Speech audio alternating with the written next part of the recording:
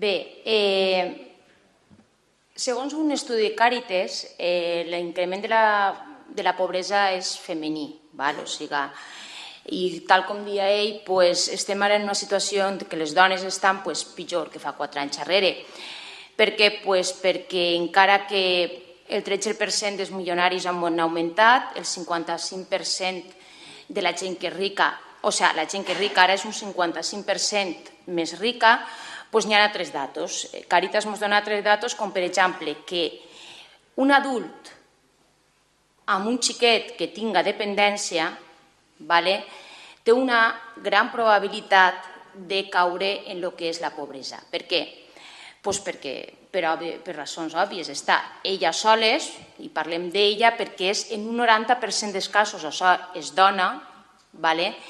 i per tant el que fa és que tenim a la dona a soles cuidant d'un xiquet dependent. A tot això, per què ve i per què no té res a veure amb tot el que estàvem parlant fins ara?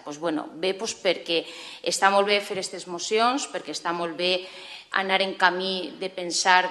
igual que d'anar afiançant els drets que nosaltres, gràcies a les dones que vivim a Europa, tenim i que hem de consolidar, però que no hem de perdre de vista que no totes les situacions són iguals, que n'hi ha dones que, des de luego, en aquests 4 anys, el que han fet ha sigut que la seva pobresa és el que ha augmentat, la seva pobresa i el seu futur és més negre cada vegada,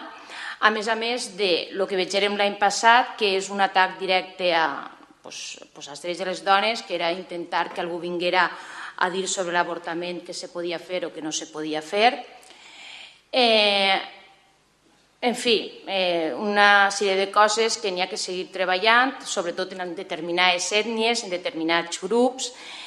la defensa de la sanitat, la defensa de l'educació pública per a tots, el que totes les xiquetes vagin a escola i totes elles no se quede ninguna en casa. Totes aquestes coses són realitats que hem de perseguir i que no siga soles al final el 8 de març que ens en recordem de fer la moció. Per tot això, nosaltres apoyàvem la moció que ens agradava molt d'Esquerra Unida i, per supost, aquesta institucional també.